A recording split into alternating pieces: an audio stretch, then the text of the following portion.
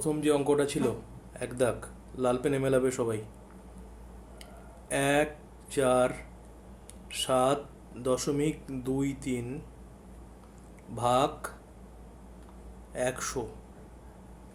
একটা কথা মনে রাখবে, যখন 100 দিয়ে ভাগ করতে বলবে, 100 বা 1,000, 10,000, এইসব 1,00,000 এইসব দিয়ে যখন ভাগ করতে বলবে, একের পিঠে শূন্য শূন্য দিয়ে, তখন ভাগ করতে হয় না। ভালো করে মনে রাখবে, পরীক্ষায় করতেও হবে না। স্যার দেখার জন্য এই নিয়মটা জানো কি না দেখার জন্য এই অঙ্কটা দেবে। মনে রাখবে, একের পিছনে যে কটা শূন্য থাকবে, দশমিক সে কটা ঘর আগে চলে যাবে। আবার বলছি, ভাগের সময় একের পিছনে যে কটা শূন্য থাকবে, দশমিক সে কটা ঘর আগে চলে যাবে।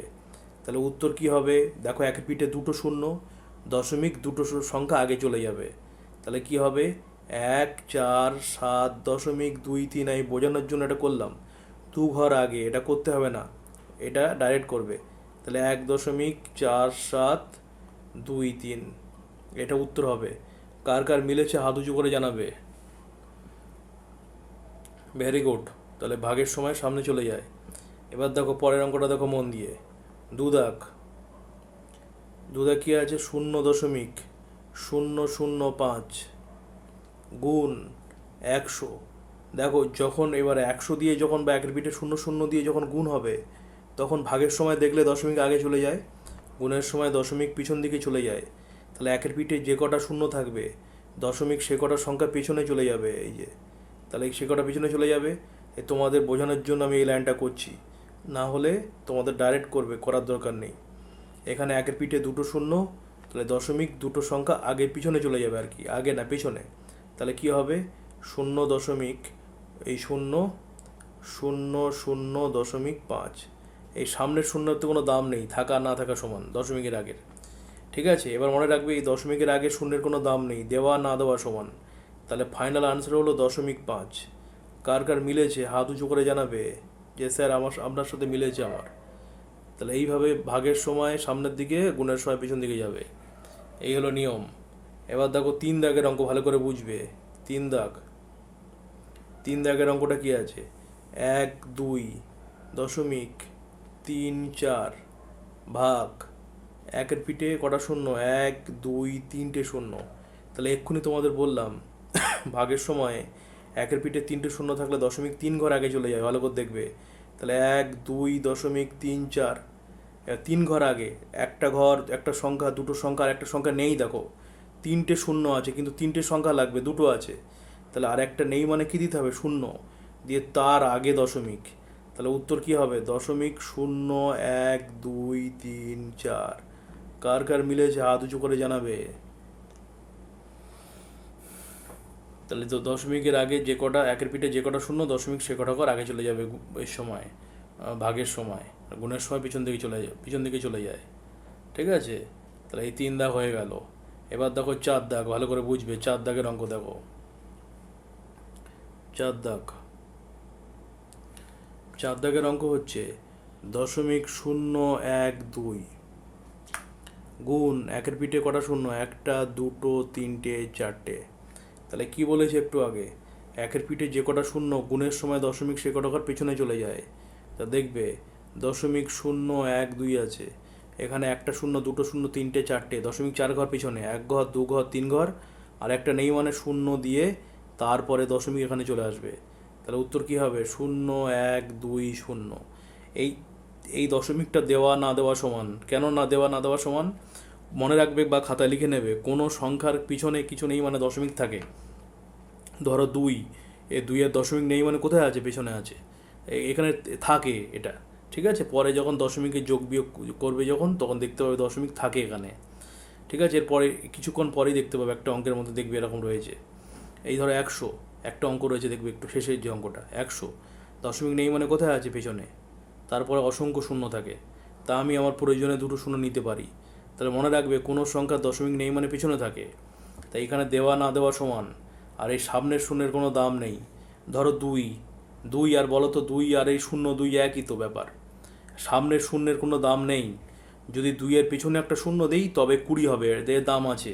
কিন্তু সামনের শূন্যের কোনো দাম নেই, এটা যেন মনে থাকে। এগুলো ছোটো ছোটো ব্যাপারগুলো কখনো ভুলো না, এগুলো মনে রাখবে। এগুলো কিন্তু ছোট ছোট ব্যাপারগুলো মনে রাখতে হবে, পরীক্ষায় এইসব ভুল হয়। তাহলে এটা উত্তর হয়ে যাবে কত? উত্তর হবে 1, 2, 0। এটা হবে উত্তর। কার কার মিলেছে হাত উঁচু করে জানাবে যে স্যার আপনার সাথে মিলেছে। Very good. এবার হচ্ছে 5 দাগ। 5 দাগের অঙ্ক আগে বুঝে নাও, তারপরে যদি কোনো প্রশ্ন থাকে আবার জিজ্ঞাসা করে। 5 দাগ দেখো। 5 দাগ হচ্ছে 2 ঘন্টা 30 মিনিট ড্যাশ মিনিট। ভালো করে বোঝো। তাহলে আমরা কি জানি? 1 ঘন্টা সমান 60 মিনিট আমরা জানি। তাহলে 1 ঘন্টা সমান আমরা কি জানি? 60 মিনিট। তাহলে এই যে 1 ঘন্টা সমান 60 মিনিট, তাহলে এই যে 1 ঘন্টা সমান 60 মিনিট, তাকে 2 ঘন্টা মানে 2 দিয়ে গুণ করতে হবে। করলে কত হবে? 120 মিনিট হয়ে গেল এই যে। তাহলে এই যে হলো 120 মিনিট, আর এইদিকে এখনও রয়ে আছে কত? 30 মিনিট। তাহলে এর সাথে 30 মিনিট এখন যোগ করব, এটাও মিনিট ওটাও মিনিট। তাহলে করলে কত হবে? 150 মিনিট। তাহলে আবার বলছি, ঘন্টাটাকে প্রথমে মিনিট করে নেবো, করে যা হবে তার সাথে এই মিনিটটা যোগ করব। বলো কার কার মিলেছে আমার সাথে লাইন বাই লাইন? হাত উঁচু করো। Very good. এইভাবে বুঝে বুঝে করতে হবে, 150 মিনিট হবে। ঠিক আছে, 5 দাগ হয়ে গেল। এবার দেখো 6 দাগ। ভালো করে দেখো 6 দাগের অঙ্কটা দেখো। 6 দাগের অঙ্কটা ভেরি ভেরি ইম্পর্টেন্ট। দেখো 48, ভালো করে বুঝবে। 48 কিলোগ্রাম, 48 কিলোগ্রাম সমান, 48 কিলোগ্রাম সমান ড্যাশ গ্রাম। দেখো কীভাবে করবে, লিখে লিখে করবে এইভাবে। Kilogram, kilogram. এবার লিখতে হবে ভাই হেক্টোগ্রাম। অ্যাডমিশন টেস্ট যখন দেবে তখন লিখবে হেগ্রা, ডেকাগ্রা, আর গ্রাম মুখস্থ করবে। কিলোগ্রাম, হেক্টোগ্রাম, ডেকাগ্রাম, গ্রাম। এরপরে আছে ডেসিগ্রাম, সেন্টিগ্রাম, মিলিগ্রাম। ভালো করে বোঝো ভাই, যেটা বলছি এর মন দিয়ে শুনবে, খাতা লিখে নেবে। দেখো কিলোগ্রাম থেকে কি করতে হবে? গ্রাম করতে হবে। ভালো করে বুঝবে, কিলোগ্রাম থেকে গ্রাম। তাহলে এই যে কিলোগ্রাম রয়েছে, কিলোগ্রাম থেকে গ্রাম করব, মানে কোন দিকে যাচ্ছে? পেছন দিকে। মনে রাখবে, এই পিছন দিকে গেলে সবসময় গুণ হয়, আর সামনের দিকে গেলে সবসময় ভাগ হয়। এবার দেখো কত দিয়ে গুণ করব স্যার? দেখো কিলোগ্রাম থেকে গ্রাম, তা কিলোগ্রামটা ধরা যাবে না, যেহেতু কিলোগ্রাম থেকে শুরু করব, তাই কিলোগ্রামটা বাদ দিয়ে। তাহলে কটা ঘর হচ্ছে? হেক্টোগ্রাম, ডেকাগ্রাম, গ্রাম। ক ঘর? 3 ঘর। 1 ঘর, 2 ঘর, 3 ঘর। সেই জন্য 48কে 3 ঘর মানে কত? 1-এর পিঠে 3টে শূন্য। 3 ঘর মানে 1-এর পিঠে 3টে শূন্য। 4 ঘর মানে 1-এর পিঠে 4টে শূন্য। 5 ঘর মানে 1-এর পিঠে 5টা শূন্য। 6 ঘর মানে 1-এর পিঠে 6টা। ভালো করে বোঝো, যেটা বলবে, যে কটা ঘর হবে ঠিক সে কটা শূন্য হয় পিছনে। ভালো করে বোঝো। কিলোগ্রাম থেকে গ্রাম করব, ক ঘর? 1 ঘর, 2 ঘর, 3 ঘর। কিলোগ্রাম থেকে কিলোগ্রামটা বাদ, 1 ঘর, 2 ঘর, 3 ঘর। যে কটা ঘর হবে সে কটা শূন্য হবে। তাহলে এখানে 3 ঘর রয়েছে, তাহলে 3টে শূন্য হবে পিছনে। এই যে হয়ে গেল। এবার এটাকে গুণ করো। 48 আগে 48, তারপরে 3টে শূন্য হয়ে গেলে হয়ে যাবে গ্রাম। আর এটা গুণ করলেও হয়ে যায় গ্রাম। বলো কার কার মিলেছে হাত উঁচু করে জানাবে।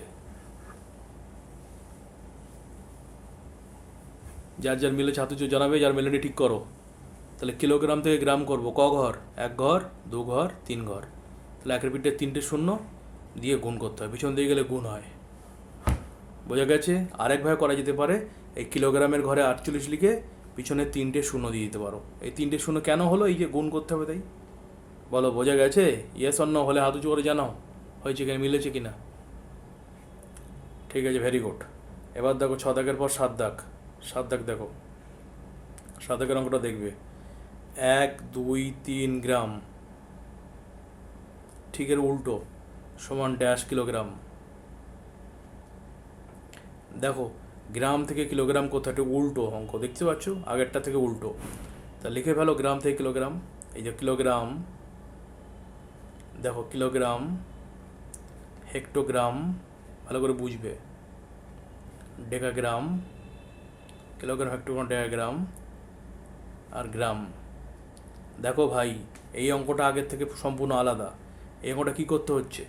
এই গ্রাম থেকে করতে হবে কিলোগ্রাম। দেখো তো কোন দিকে যাচ্ছে, এটা দেখো কোন দিকে ছিল। কিলোগ্রাম থেকে করতে হবে গ্রাম, পিছন দিকে। আর এটা করতে হবে দেখো গ্রাম থেকে কিলোগ্রাম, মানে কোন দিকে ভাই? সামনের দিকে। সামনের দিকে গেলে কী করতে হয়, একটু আগে বলেছিলাম, সামনের দিকে গেলে কী করতে হবে, ভাগ, আর পিছন দিকে গেলে গুণ। ঠিক আছে, দেখো তো ভাই ক ঘর, গ্রাম থেকে কিলোগ্রাম, তা যেটা থেকে সেটা সেই ঘরটা বাদ দেবে, গ্রাম থেকে কিলোগ্রাম, তো ক ঘর, এক ঘর, দু ঘর, তিন ঘর, তাহলে যেটা থেকে সেটা বাদ দেবে, এক ঘর, দু ঘর, তিন ঘর, তাহলে কত দিয়ে ভাগ হবে, এক দুই তিনকে, তিন ঘর মানে 1000 দিয়ে ভাগ, একের পিঠে 3টে শূন্য, তাহলে 1 2 3 ভাগ 1000। তা তোমাদের আমি একটু আগে বলেছিলাম যে দশমিক নেই মানে কোনো সংখ্যার কোথায় থাকে, কোনো সংখ্যা দশমিক নেই মানে কোথায় থাকে, একটু আগে বলেছিলাম পিছনে থাকে, এই যে। তা 3 ঘর মানে কি, 3টে শূন্য মানে কি, দশমিক ক ঘর আগে চলে যাবে, 3 ঘর আগে চলে যাবে, এখানে চলে যাবে, তাহলে উত্তর কি হবে, 0.123 কিলোগ্রাম। বলো কার কার মিলেছে, হাত উঁচু করো।